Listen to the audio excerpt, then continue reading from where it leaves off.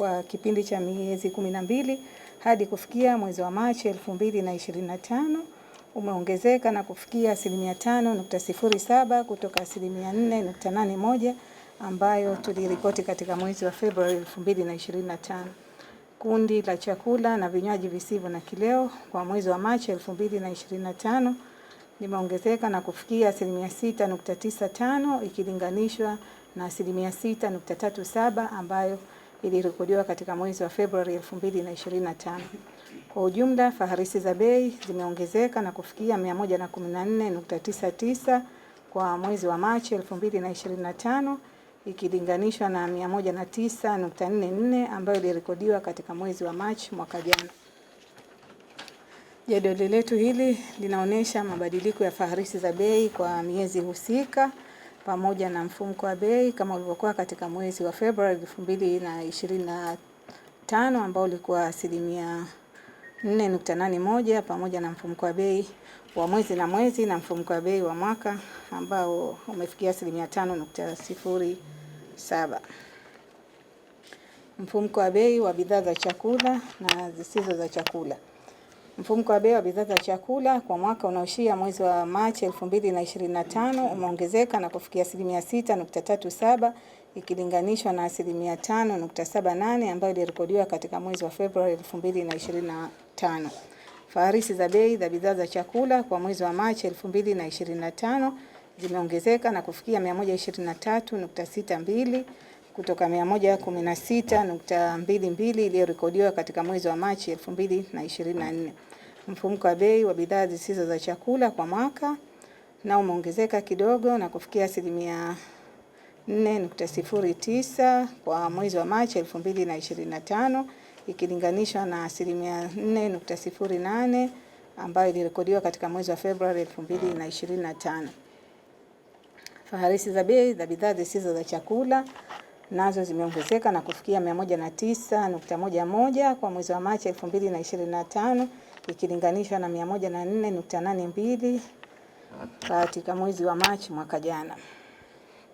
Bidhaa zilizopelekea kuongezeka mfumuko wa bei wa mwaka ni pamoja na unga wa ngano umeongezeka kwa 3.6, bidhaa za samaki zimeongezeka kwa 6.2, mafuta ya kupikia hapa nazungumzia mafuta ya sunflower yameongezeka kwa 16.9, mafuta ya kupikia ya oki yameongezeka kwa 19.9, ndizi za mtwike zimeongezeka kwa 13.6 pamoja na mafuta ya diesel yameongezeka kwa 0.7.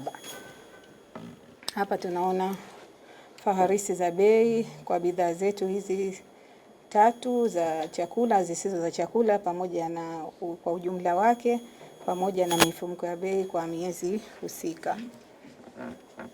Mfumuko wa bei kwa mwezi na mwezi kwa mwezi wa Machi 2025 umeongezeka na kufikia 0.16 ikilinganishwa na 0.04 iliyorekodiwa katika mwezi wa Februari 2025.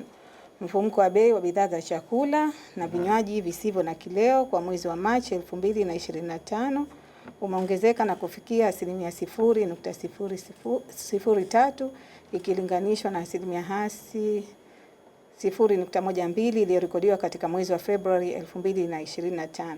Na bidhaa zilizopelekea kuongezeka kwa mfumuko wa bei wa mwezi na mwezi ni pamoja na bidhaa za samaki zimeongezeka kwa 6.5, mafuta ya kula ya sunflower yameongezeka kwa 0.9, mafuta ya kupikia ya oki yameongezeka kwa 2, ndizi za mkono mmoja zimeongezeka kwa 13.3, ndizi za mtwike zimeongezeka kwa 39.6, mafuta ya diesel yameongezeka kwa 6.5 pamoja na mafuta ya petroli yameongezeka kwa 4.3.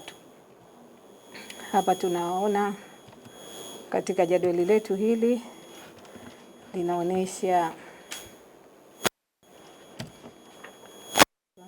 linaonesha